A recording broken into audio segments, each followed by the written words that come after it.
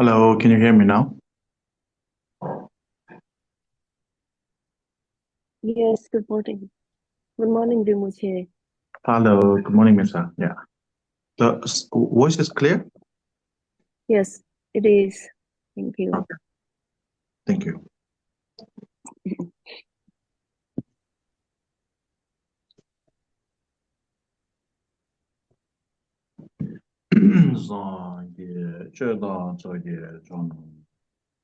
Janju bardo dane gazo chi dage jeto gebe dana dana benje dane do dane jena chage jana Janju bardo dane gazo chi dage jeto gebe dana dana benje dane do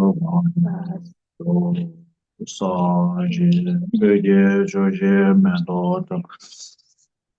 Zira linje ninde gemba de sanje jindo mide juaye jobe namda jinla jebara jo yi damo guru lana menda gamne yanda mi. Okay, so last week we talked about the importance of the Vajrayana, the Buddha's teaching in general, and especially the Vajrayana teachings. And so we talked very briefly about it.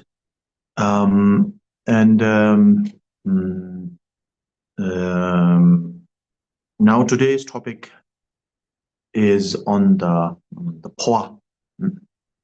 So Powa is translated as in English we call it transference. So the Tibetan word Powa basically means to transfer. To transfer. So basically what we are transferring is we are transferring the consciousness from this body to another body, from this life to the next life. Yeah. So today's topic would be on Powa. So let us separate it into two sections. One is on the information about Powa, and then the actual training on the Powa. So what we will do this time or today is we will learn information. We will learn about Powa. We will not be learning Powa itself. We will be learning about Powa. What type of Powa are there? How this and that. So some of the stories related to Powa, etc. This is what we will learn today. So just a little bit background story on Powa. So Powa, as I said, means to transfer. Very simply, to understand very simply, you transfer, let's say, water from one cup to another cup. From a big jar to us, maybe many small cups, you will transfer the water, the drinks. You will transfer rice from a big container to a small bowl, right? So, so when we transfer, there is two things. One is the thing that is being transferred, which is the rice or the water, the content, and then there is the container, the bowl, the cup, etc. So in this case, the body is the container, like the cup, the bowl. And then the content that is being transferred, the rice, the soup, or the water, is none other than our mind, or to be more specific, what we call the consciousness. So our consciousness is what we transfer from this body to another body, from this container to another container. So in this understanding, everybody, Buddhist, non-Buddhist, not even like high practitioner, even non-Buddhist, everybody, including dogs and ants, everybody do Powa in that understanding, okay? Because you move your consciousness from one body or one container to another container. It happens to everybody. Whoever is subject to death is subject to Powa. So in this understanding, everybody does Powa, no matter what, in this understanding. because this is something that happens to everyone, and this is a natural order. We don't have to train on that one. And so when our teachers say teaching on the Powa, we're not talking about that kind of Powa. We're not talking about mere transferring of the consciousness. That is not what we are referring to.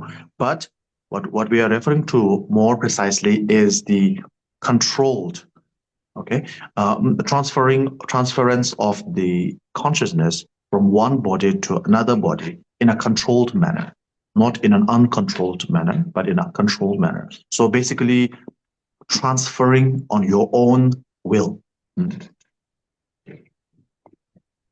Okay, so that is a very basic understanding of Powa. Okay, now we will go to the actual textbook, and we will follow how Pedro Rinpoche describes Powa in this case. Okay, so maybe this is also an interesting point. So we can do. Everybody does Powa, right? As I said earlier, when people die, they all do Powa, not out of their own will, but because of their fate, karma. Right, that is one aspect. Right, Powa through one's own will and Powa through fate. There are two types of Powa. Right, most of us, 99% of us, are subject to the Powa by fate, by karma. Now, that is one thing, and then there are those who do Powa on their own will. Right, that is another kind. So within that category, those who do Powa on their own will, there are two kinds.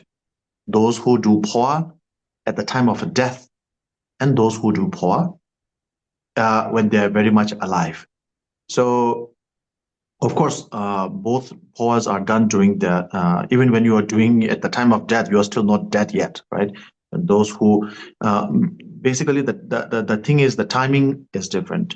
One does the Powa at the time of death. So basically, if you are supposed to live up to 60 years old, and when you are at the time of death, then you do the Powa on your own will. Or you are supposed to die at 60 years old, then maybe you are doing Powa at 35 years, 40 years, so on and so forth. So doing a Powa while you are alive, a living Powa and dying Powa, let's call it this way. So I will rephrase once again. There are two types of Powa: those who do Powa on their own will, and those who are subject to Powa through their karma. Okay, those who do Powa on their own will, there are two kinds: living Powa and dying Powa. Okay. So in this regard, because there is the Powa, willful Powa, right? Powa, doing Powa through your own will. And then there's the living Powa and dying Powa. So because there is the living Powa aspect, so the Powa practice is very much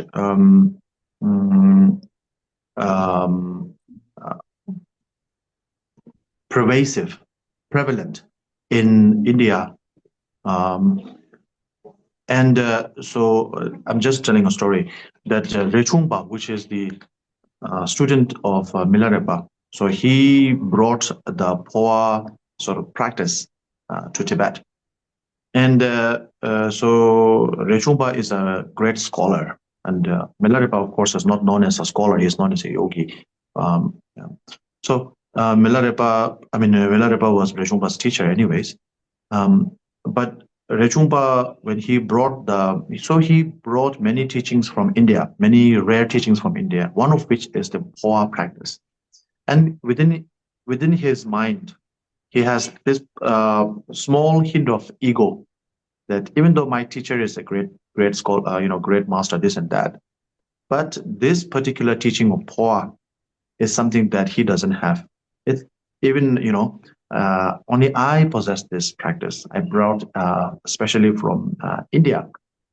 And I will, of course, make this teaching prevalent, widespread in Tibet, and maybe I will gain fame, this and that. So basically, this kind of intrusive thoughts creeped into the Rechungpa's thought, okay? So then what happened was Milarepa asked Rechungpa to, so basically Milarepa and Rechungpa were going to some another town. And Milarepa said, okay, you go and gather some firewood, and I will take care of, I'll bring some water and take care of so basically we will cook food, whatever. And when Rechungpa went to gather the firewood, Milarepa actually threw all the books on the Powa into the river. So basically, Milarepa got rid of all the Powa practice in Tibet. Mm. So actually, Milarepa's teacher Marpa, he himself has the Powa lineage. He holds the Powa lineage, but he didn't spread it wide in the public. So it was practiced by very few at that time. And so when Rechungpa got the translation from India, and the original manuscript from India, he thought he got something very special. It was kind of special because it was not in the public display. And Milarepa got rid of that. And then what happened is later on, Marpa's son, Dharmadode. So Marpa's son, who received the Powa lineage from Marpa is Milarepa's teacher. So he got the Powa lineage and he wanted to make it public once again. And then he was actually killed or murdered by another yogi, great bodhisattva actually. So anyway, so he was murdered by a bodhisattva, a yogi as well. So you see the Powa manuscript being destroyed by someone none other than Milarepa, and a Powa sort of lineage holder such as Dhammadodin, Marpa's son, being murdered by another bodhisattva. So there's a lot of conflict. If you look at it from a very external point of view, this is like all messed up, right? So people say that, oh, Dharma is all messed up today. In the past, everything is golden and nice. So if you look at it from the external point of view, not everything is sweet and savory. But from internal point of view, from a very profound point of view, the thing is that the Powa practice, especially the living Powa practice, if it gets into the wrong hand, which is it's going to, like a lot of the advanced tools that are being that are in the hands of that are in now wrong hands in today's time. In the past also, if this particular practice gets into the wrong hand, then basically murderers and corrupt people, all these basically uncivilized people will live for a very long time, changing their body always, but with the same mind. Remember the content and the container. So the content will always be the same and the container keep changing. And this will be different from, let's say, when we take rebirth, our consciousness still continues, but it's different because when we take a rebirth, when we don't remember our past that much. But when we change our container, the body, through transference, Powa, we remember all the memories remain intact. So therefore, for example, if someone harms your body, you can actually transfer to another body and then remain there. So basically keep on continuing. So, not recent, but 20 years, something years ago, there was this great talk about cloning, right? So basically human cloning is banned all over the world. So the concept of cloning is that you can live forever, eternally. And so that's why it was banned for humans. So anyways, yeah, so for that reason, these drastic measures had to be taken. By the way, the concept of cloning is different from Powa because cloning, they just clone or copy the exact same sort of aesthetics, the external factors, not the actual mind. Yeah. They cannot clone the mind, they clone the body. I think it's about 25 years or something. I don't remember exactly. So I was in my teenage years anyway. So then I remember there was a successful cloning of a sheep. by the name of Dolly I think in UK. Yeah.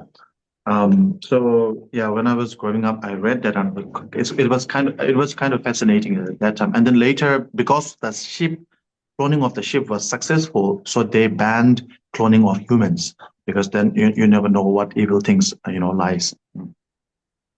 For some reason, it's not a big topic anymore. It used to be like 20 something years. Anyway, so for the is not publicly given. This teaching was not publicly shared, or those who wished to share it publicly were um, um, terminated, eliminated, or the practice being thrown away, etc. That is being done. And from this, you can actually see what you can learn from this is the practice actually is very effective. If the practice is not effective, then they don't. The bodhisattvas don't have to go through such drastic measures. Yeah, and so therefore, Marpa Lotsawa, who has this lineage and shares this practice to some, usually boasts the practice of becoming enlightened with meditation is there for all, is there with all, meaning all the masters have this practice of becoming Buddhahood, attaining Buddhahood through meditation. Okay, I will repeat. Attaining Buddhahood through meditation is there with all the masters, all the traditions. The practice of becoming, the training of becoming a Buddha without meditation is there only with me. So that practice he is referring to the practice of Powa.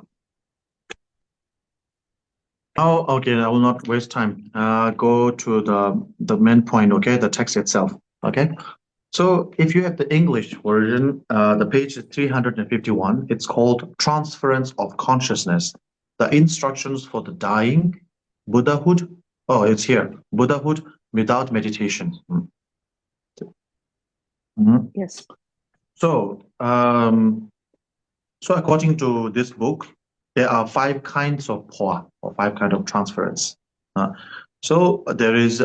So you remember the 3 or the four. Và theo như cuốn, yeah, the four Buddha bodies, right? The emanation body, the enjoyment body, the Dharma body, and the truth body. So basically, there is the superior Powa, middle Powa, and the lower Powa. Superior on the Dharmakaya, middle on the Sambhogakaya, and lower on the Nirmanakaya, emanation body. These are so the superior, middle, and the lower Powa are actually extraordinary Powa, or more the superior Powa. Even though it's called lower, the Powa of the 3 bodies, 3 Buddha bodies, is actually the better kind of Powa, or the superior kind of Powa. Okay, the superior, middle, and lower are actually part of the superior Powa, or the better kind of Powa. But basically, these are for more advanced practitioners. Did you hear what I? Did you? Can you hear me? There's a little bit. Okay, so there are 3. The superior, lower, the superior, middle, and lower Powa are actually for the advanced practitioners. Yeah. Then for the non-advanced practitioner, for there is something called the ordinary transference, ordinary Powa, using the 3 metaphors. Or in Tibetan, it's a little bit. The term is a little bit different. Okay, but in English here they call it the 3 metaphor. Basically, in Tibetan we say ordinary transference with the 3 perceptions, or 3 3 concepts. 3 concepts. The ordinary Powa of 3 concepts. That's what we call. So here, that 3 concept is reliant on 3 metaphors for sure. So here, in English, it's simplified as ordinary transference using 3 metaphors. So the original Tibetan wording is ordinary Powa using 3 concepts. Then for those who are not advanced practitioner, those who are not even normal, ordinary practitioner, but just ordinary, very ordinary being, not even introduced to the path, to the teachings, then there is the transformed, performed. So it's called transference performed for the death with the hook of compassion. So compassion is likened to a hook. And then, so this person is totally reliant, 100% reliant on the Lama to do the Powa for him or her. So 1, 2, 3, 4, you do the Powa yourself. The 5th one, the Powa is done by someone else for you. So in most cases, when we ask people to, when we ask the Lamas to do the Powa, we are requesting the 5th Powa, transference performed for the dead with the hook of compassion. That one. So those who do the so the first one, which is the superior Powa, superior transference into Dharmakaya. Right? Is it Dharmakaya? Shukura. Yeah. So Dharmakaya.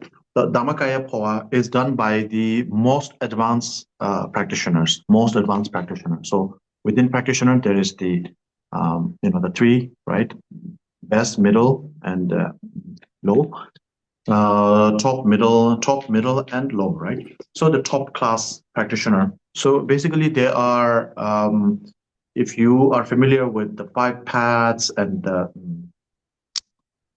the 5 paths of the Bodhisattva, or the 5 paths of a practitioner, so they have actually reached the path of seeing.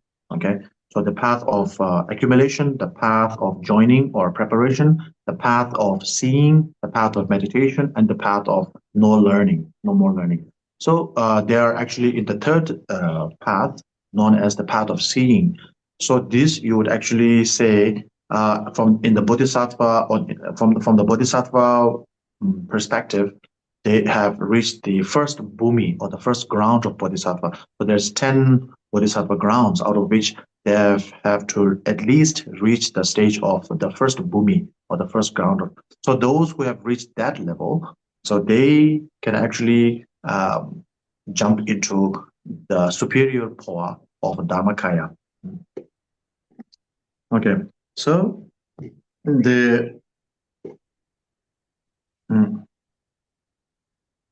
then is the 2nd Powa. That's okay. So I will not read through the actual description. That's quite long. So I will just jump into this. So the first one is someone who has a bodhisattva who has reached the path of seeing. Okay, those who do the transference to Dharmakaya. So why is it called a Dharmakaya? Okay. The reason is Dharmakaya is the truest form of enlightenment, or the Buddhahood. So it is the truest form.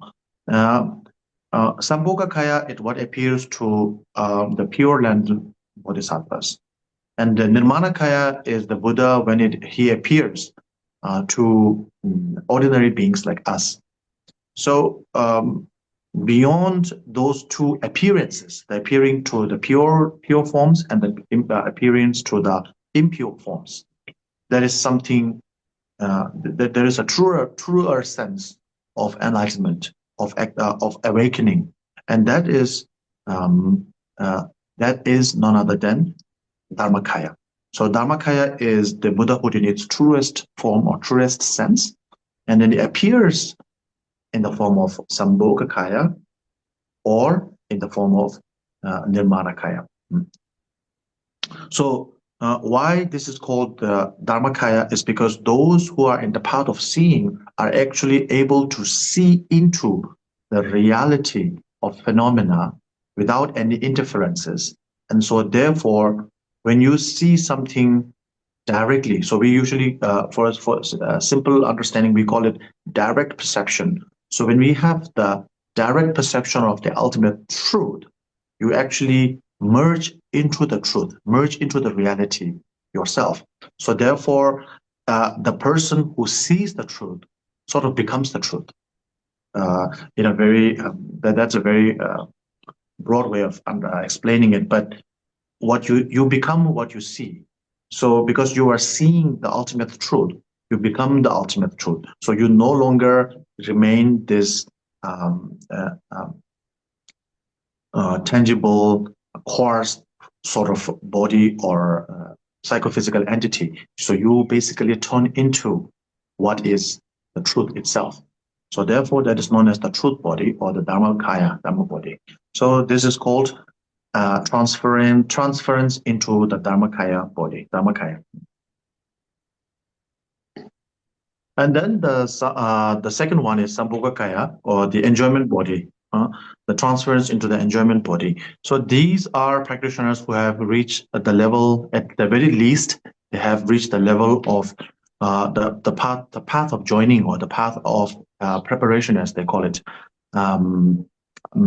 Most translations say path of preparation, the path of accumulation, path of preparation, path of seeing, path of meditation, and path of no learning. So the word Jorlam or Jorwa in Tibetan can mean both preparation as well as join. But depending on how you pronounce it, the meaning changes. Okay, so 99% of the English translation usually say path of preparation. So anyway, so I'm just the point here is those who have reached the second path of Bodhisattva, which is the path of joining or path of preparation, they are eligible. They have and those who have reached the path of joining or path of preparation, and then are well versed in the Powa practice, the transference instruction, they can actually engage in the Powa of Sambhogakaya. So those who have mastered the first, superior transference, they actually transfer or merge or enter into the vast expanse of the universe itself, or the reality itself.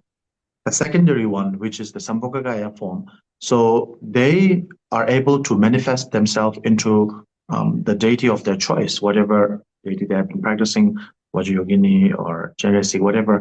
So they were able to transfer their human flesh and blood body into the luminous body of the deity or the enlightened being, the Sambhogakayas. So basically, as I said, they have reached the path of joining. They have reached the stage or the path of joining. Of the 5 paths, they have reached the second path, which is known as the path of joining. And they are able to understand of course, they have the comprehend the reality, see the ultimate truth in a conceptual way, not direct perception. So for the superior practitioner and the medium practitioner, middling practitioner, they can, at the time of transference, time of transference does not mean time of death, okay? So ordinary being, when you transfer the consciousness, you are dead. But for advanced practitioner, you're not dead. So for the superior practitioner and the middling practitioner, during the time of transference, at the time of transference, they can actually merge into the truth itself, the reality, the ultimate reality itself, in the case of the superior transference, or in the case of the lower middle transference, middle practitioner, they can actually merge into the deity of their choice, of their favorite deity, their familiar, whoever deity they're familiar with, they can merge into that form of deity and remain there until enlightenment. So basically, they can achieve enlightenment by remaining in the truth body, or remaining in the Sambhogakaya, that enjoyment body, and become so this enjoyment body and truth body is not the ultimate truth body, of the Buddha himself. So even though it's called the Dharmakaya and Sambhogakaya, it's not the actual Dharmakaya of the Buddha. So, there are 2 types of Dharmakayas. There are 2 types of the Kayas. The one Kaya is the ground Kaya, meaning in the non-Buddha, non-enlightened level. And then there is the fruit, okay? There is the fruit path, the ground path, and the fruit kayas. The three kayas. The three kayas can be divided into three sections: the ground, the path, and the fruit. The fruit meaning the ultimate kaya, or the ultimate. Basically, ultimate here refers to the Buddha's own body. So here, when we transfer to the Dharmakaya, or when we transfer to the Sambhogakaya, we are not referring to the actual enlightened form of Sambhogakaya or Dharmakaya, but the non-enlightened form in the path or in the ground. That's what we are referring to. So anyways, the first two practitioners, the advanced, superior, and the middling, they can actually remain in that kaya, that body, and become enlightened without ever coming back, or with on their own choice. But the last one, which is the lower transfer, the lower practitioner, the lowest practitioner. So lower practitioner belongs to the accumulation path, and they can only stop being born in the lower realms. They don't have the liberty to remain in that body, that kaya, the Nirmanakaya body, and become enlightened in the intermediate stage. They don't have that option. They actually have to choose rebirth, but that rebirth will be of a favorable rebirth. It will not be in the lower cycle. Okay, so those who do the third one, the third Powa, the Powa of Nirmanakaya. So Nirmanakaya in Tibetan is Tulku. Sambhogakaya in Tibetan is Longku. And the Dharmakaya is Shuku. So in this regard, those who have reached a certain level of practice and then choose to come back to this world to alleviate the suffering of sentient beings, they are known as Tulku. So you might have heard this term a lot, like Rinpoche or Tulku or this and that.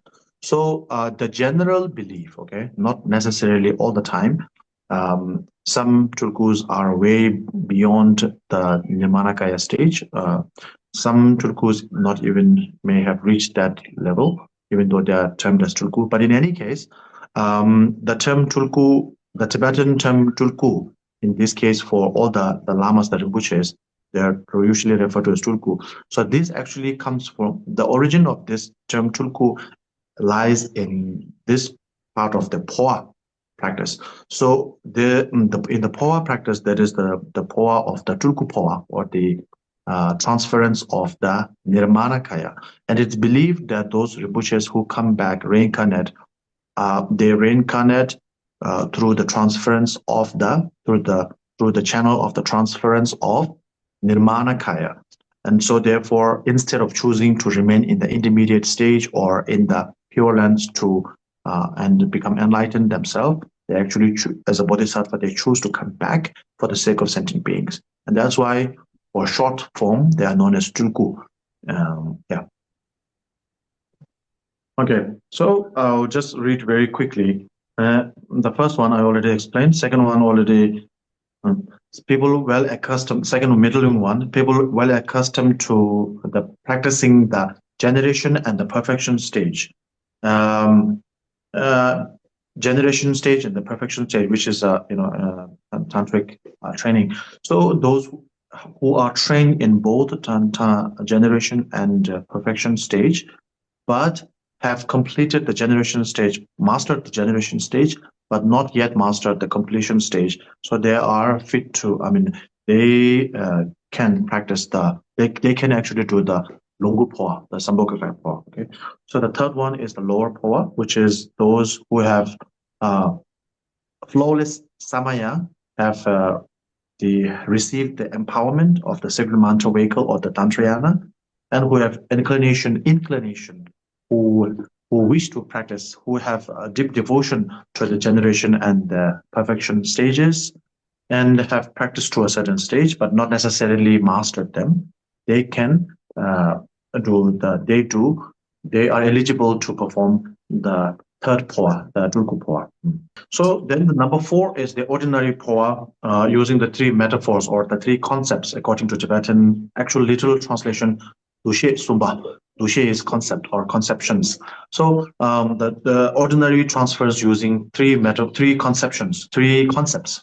So basically the three concept is this, conceptualizing, so within your body, conceptualize an invisible or metaphysical sort of channel, like a pipeline within your body, starting from the navel,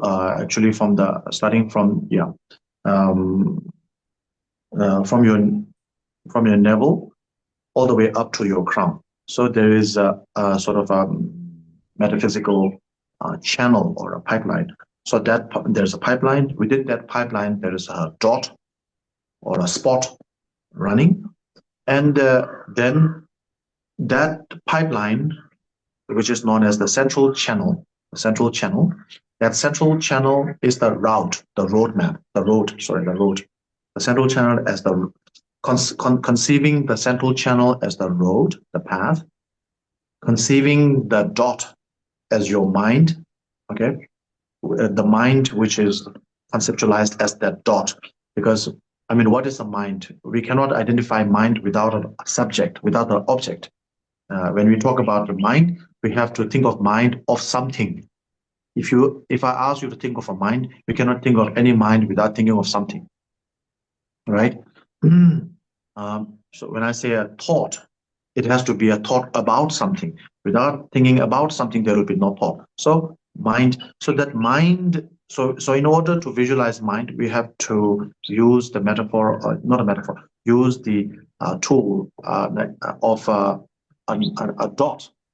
So the dot running through the channel. Okay. So that dot is the mind. So mind is likened to a tourist traveler, and the destination is Pure Land. So three concepts: Pure Land, the Pure Land as the destination, the mind, which is conceptualized as a dot, as the traveler, and then the central channel within our body as the path, the road. So using the instructions given by your teacher, we follow the instructions and lead the traveler, which is the mind, within the roadmap of the central channel to the destination of Pure Land. So you utilizing these three concepts or three metaphors is known as the ordinary transfer using three metaphors.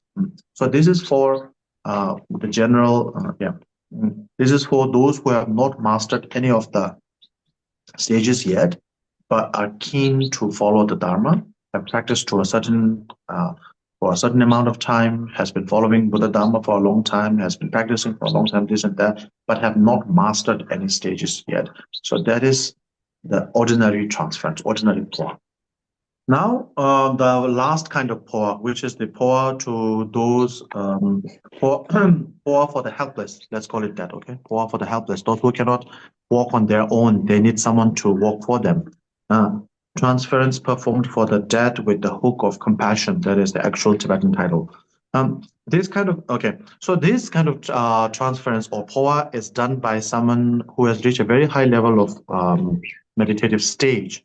So here, Pedro Rinpoche was saying it should be someone who has, at the very least, I mean, it should be someone who has reached the level of the path of seeing, or Bodhisattva path of should have reached the first ground of the Bodhisattva. Okay, and he is quoting Milarepa here. Until you have perceived the path of seeing, until you have perceived the truth from the path of seeing, do not practice transference for the dead. So, but Pedro Rinpoche also says, nonetheless, anyone who really who knows the right moment to perform Powa, they can do it when the outer breath has stopped and inner breath has not yet stopped. So Milarepa's instruction, or the instructions, what we just read earlier, is basically for someone to do Powa on their own will. So there are two types. Again, there are two kinds of Powa there will be. If you have mastered the art yourself, then you don't need to follow a certain ritual. You can do it on your own any way you like. You can just lying down in bed and you do just Powa like that, right? If you are not yet mastered it, then you have to, sit upright, prepare all the offerings, this and that, everything you need to do, follow the regiments of the ritual. So for someone to do a Powa just like that, you have to reach the stage of the path of seeing.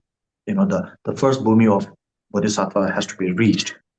But anyone who actually received the Powa and follows the instructions and is familiar with the part the Powa instructions can perform it to another person according to the ritual. Okay, not at your own will, but accordingly following the rituals. Then anyone can do it for anyone, but the timing has to be correct. And the timing is none other than outer breath gone, inner breath still remaining. So Pedro Rinpoche goes on to say that if you do Powa according to the ritual, following the ritual properly, then it's very helpful to the traveler. Traveler meaning the one who's passing away. So it's very helpful to the dying person. It's like we sometimes we help those who cannot walk. We help them walk. We bring them from one place to another. Those who cannot see, we help them cross the signal, etc. So it's like that. So it helps those who are going astray, going to the wrong way. You can actually help them go to the right way, even though you have not mastered the Powa transference yourself. But by following the instructions, written instructions laid out by authentic masters, authentic instruction, you can actually help those who help them. You can actually help guide them to the proper path so that they don't fall into lower realm. So the right timing here refers to the time frame when someone is already fragile, bedridden, deathbed, or about to die. And maybe within a few minutes or maybe a few hours, that person is dying, very weak. So at that time, if you do the Powa for them, they can actually understand what you are saying and you can guide them. But once the body and the mind has been separated, so meaning not even the outer breath, but even the inner breath is also no more. Basically, when someone has completely died. So clinically dead and meditatively dead is two different things. So according to a Buddhist understanding, that person, one can have the discontinuation of both the external and the internal birth. For example, like a sudden accident, car crash or plane crash. That time, the inner breath and the outer breath both discontinue at the same time. But then when you have a sort of a normal death, or if you die from a very, very long sickness, then usually the outer birth goes first and the inner birth goes later. So that is the best time to practice, because the reason is when the outer birth is gone, it means outer birth is discontinued. It means you no longer have the control. You no longer can utilize your breathing. Breathing is the most essential thing to survive. So you no longer can control your breathing. That means breathing is the most subtle form of physical entity that we have. Okay, our body, our eyes, these are very coarse. And the most subtle form is our breathing, the air. And when you cannot even handle that one, right? Usually, for example, when we blow it at a feather, it moves very easily because feather is so light. So just like the feather, our breath or our air within is even lighter than the feather itself. So therefore, when we no longer can control, we can no longer pump air in and back and forth. That time we have lost 99% of our control over the physical body.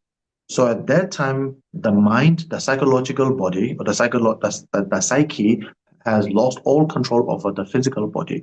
And at that point, the mind has become like has has now come into this mercurial form of like a water now. Okay, so if you put a water in a bowl that is not, if you put a bottle in an airtight water in a bottle, fill up the bottle of water in an airtight bottle, the water will not move.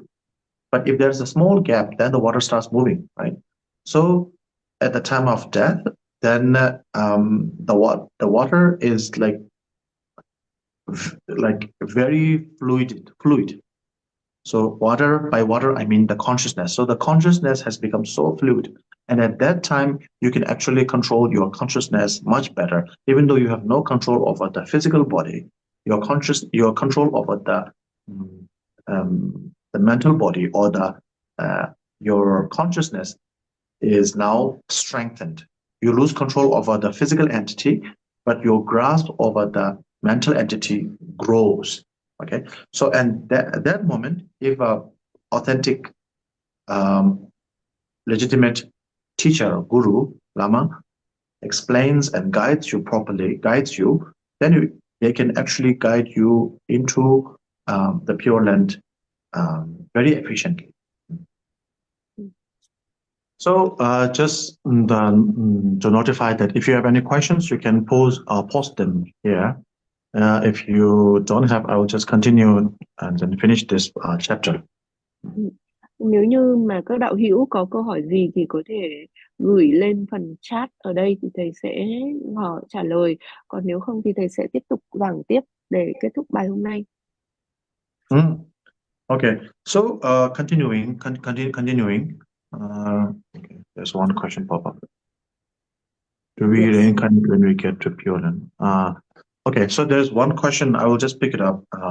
So that question is: do we reincarnate when we get to Pure Land? And yes, we do reincarnate when we get to after getting to Pure Land. So that is a big misconception, I think, that is in all the Buddhist sort of cultures. You know, those who are predominant, born into Buddhist family, Tibetan, Vietnamese, Chinese. So we all tend to think that Pure Land is the ultimate destination, and that is not the case. Pure Land is the respite. It's a rest area. So when we go for a long journey, because we have been suffering in samsara for too long, and sometimes we cannot handle it. Of course, samsara is too hard to handle for anyone. So then when we are about to give up our destination to our ultimate destination, then we take respite in the Pure Land. So the Pure Land is this, think of Pure Land as a vacation. Vacation is not your ultimate goal. You know, you have other goals in your life, but as your day-to-day, annually you take vacations in order to get some respite from your struggle of day-to-day work life, life, I don't know, whatever. So Pure Land is a vacation, and of course vacation always ends. So then, you have to reincarnate after Pure Land. Yeah. So there's a little bit difference between ordinary vacation and the Pure Land vacation. So the Pure Land vacation is vacation with spiritual guidance. So when you are born in the Pure Land, the manager, or the main individual there is a Buddha. It can be Amitabha Buddha or Medicine Buddha, anyway, whoever. So, and you, on top of not having to worry about any of your worldly miseries, and it is said that you will not even think or hear of anything miserable as when you are in the Pure Land. You know, when you go to a very beautiful vacation spot, you forget all your problems, even though it still exists, but you kind of like defocus from that. So you can forget that. So you forget all your miseries. And the good side is that you have a spiritual guide there who will guide you to give you proper guidance to the spiritual path, progression into a spiritual practice, meditation, etc., etc. And Pure Lands are what we call the God realm, and so therefore you have a incredibly long life. So the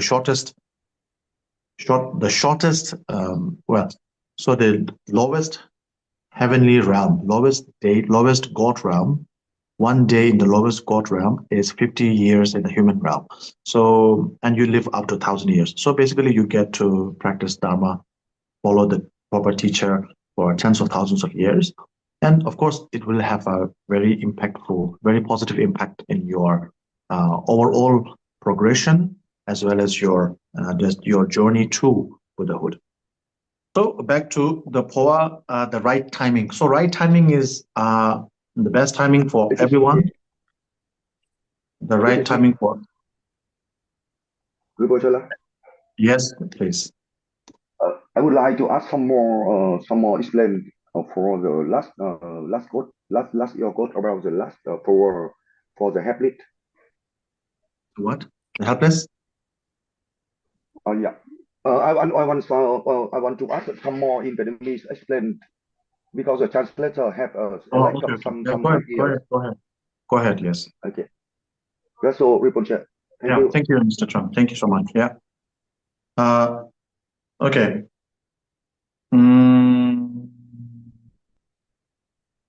Oh yeah. So like timing, right? So the timing should be done at the time of death, the deathbed, okay?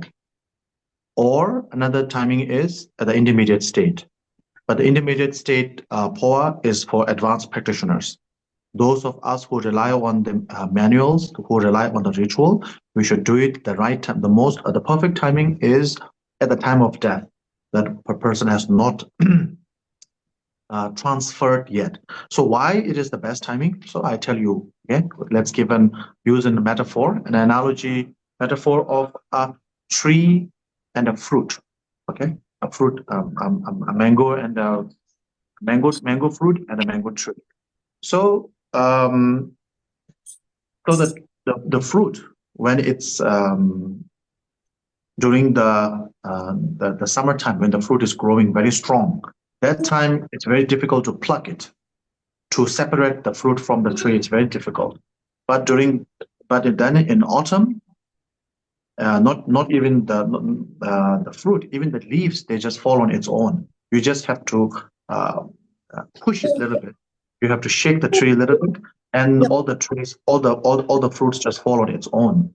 So when the body becomes weak, it's easier for anyone to separate the mind or to transfer the mind from the body, which is the container. So it's like throwing an ice. You remove the frozen item from the fridge. It's very hard, cannot do anything. You put it in the room for a few minutes, then it thaws. The ice thaws. When it's thawed, then you can actually Similarly, when the mind becomes when the body weakens, it's easier for one, if you are a practitioner yourself or someone else doing it for you, either way, it's easier to transfer the content from one container to another when the body has become weak, because now it has thawed.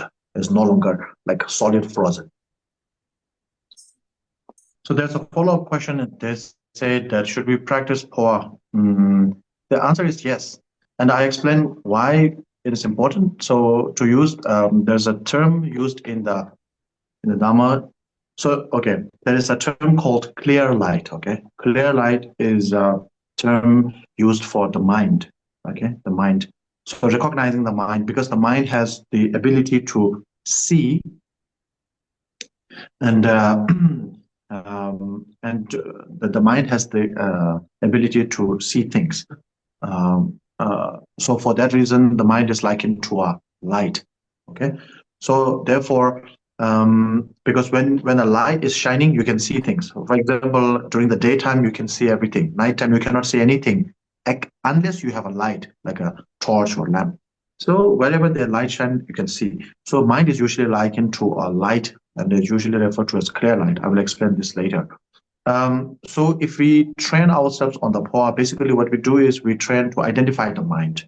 And identification of the mind, identity, recognizing mind, like, oh, mind is here, mind is there, mind, like utilizing a CCTV camera. When you use the CCTV camera to catch a criminal or, a thief, you're watching all the time. then you identify, oh, this is the thief. Like that, you identify the mind. So that mind during the living is called the sun clear light. Okay? Okay, today you use the metaphor of sun and mother. So we train ourselves to recognize or identify the clear light in the living stage, which is known as the sun clear light. So when we recognize that, when we train it, then at the time of death, we will be able to join this clear light with the clear light of the enlightened being, whether it's the Sambhogakaya, Dharmakaya, whatever, let's say Amitabha Buddha. So that is known as the recognition or the,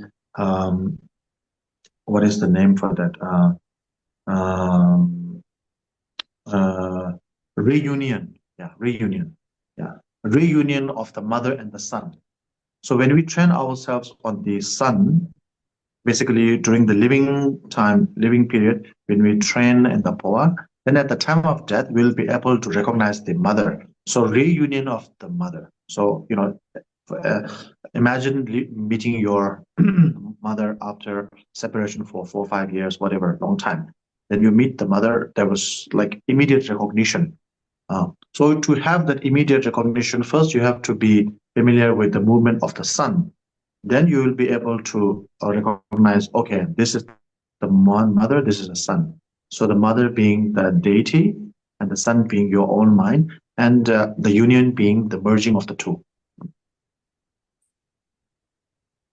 So there's another question. So anyway, we cannot finish this chapter, so I will just pick up the other question. So the question was that someone passed away, someone had an accident and passed away right there, sort of basically what we call a sudden death. So in terms of sudden death, will there be rebirth or no rebirth? And that is the question. At the time of sudden death, is there a rebirth or not? So it's very clear. Sudden death or gradual death, we always have rebirth. If you are asking about Powa, then it depends, as you know, because the separation of the mind and body took suddenly, so there is no gradual process. So therefore, no Powa during the time of death, there is no Powa, not possible. In the intermediary stage, it depends very much. First of all, there has to be a master who is an authentic master who is well versed in Powa, has to be there. Otherwise, cannot lead, right? So, okay, maybe that's another. That brings up another very good question. So, if you want someone to do the Powa if you do Powa for someone at the time of death, then it's necessary for the, it's important actually for the Lama to be in the presence of the dying so that he can explain, or through a cell phone or whatever, the explanation has been done. If the person cannot speak the same language, then has to be interpreted and this and that. So for a Powa for the dying, it's more useful if the Lama is there with the dying person. If the person is already dead and is now in the intermediate stage, then the intermediate stage has no barriers, no language barrier, no physical barrier. So if already dead, then the Powa can be done from anywhere. So maybe just add this as well. So before starting the ordinary transfer using Kriya metaphor, so there is a follow-up page, which is basically, as you know, 1, 2, 3, 4. These are all about doing a Powa for someone else. So these are usually advices to be followed by people who profess to do Powa for others. So, for example, like myself, who has the title of a Rinpoche, this and that. So it's an advice for like people like us. So for us, we have to know these things. We have to be aware of these things, and it's also helpful for the general public to know these things so that they don't get manipulated. So Pedro Rinpoche explained all these things. So you can read about it just to save time. So basically, they're saying that what Pedro Rinpoche is saying that many people nowadays who are lamas or tulkus in name only practice rituals of Powa. If they perform with at least with love and compassion of bodhicitta and have no selfish motivation, then there is a chance that it will be helpful to those who have passed away.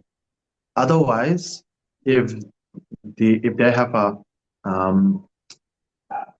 the intention, maleficent intention, or the intention is to just benefit monetarily, or basically if the intention is impure from the lama, then it will not help the one who the person who is dying. So there is one line, maybe I'll just read this line and then end. To be the guide and teacher of others, not having yourself reached liberation's shore, is as contradictory as giving your hand to someone drowning while you yourself are being swept away by the flood. So this is the advice for people like us, people like myself. And then it is sort of awareness raises awareness for people like yourself who are listening to teaching like this class. Yeah. Okay, so I will wrap up today's class. So next week we start from what is known as the ordinary transference using the three metaphors. So we will be we will learn to identify different channels in the body and the mind, different stages of the mind, states of the mind, sorry, and then how to transfer one's body, one's mind from one's body to another's body. Yes. Okay. Thank you. Then we do the dedication, please. Lama Sangye Drogyo Rowa Chejang Malu Kege Sala Geba Sho Chanjo Semjo Rembo Che Maye Ban Ye Yurun Che Keba Nyamba Mebara Yang Kone Gondo Bewa Sho Me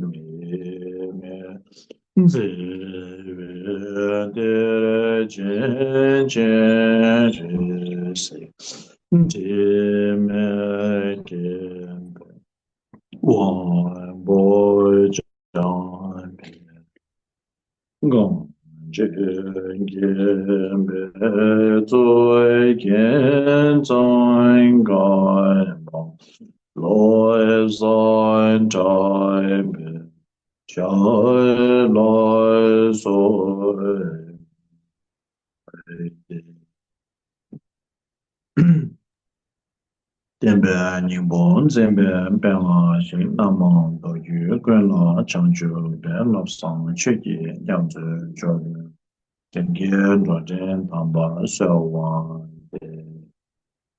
Thank you, Ziwachela. Yêu Hào. Thank Thank you, you so much. Rinpoche. Thank you. Thank you Rinpoche. Thank you, Thank everyone. you, Rinpoche La. Everyone. Cảm ơn chị Hà nhé. Cảm ơn Hà. Bye-bye. Cảm ơn. Bye xin chào. Cảm ơn. Thank you, Rinpoche. Thank you, Vachala.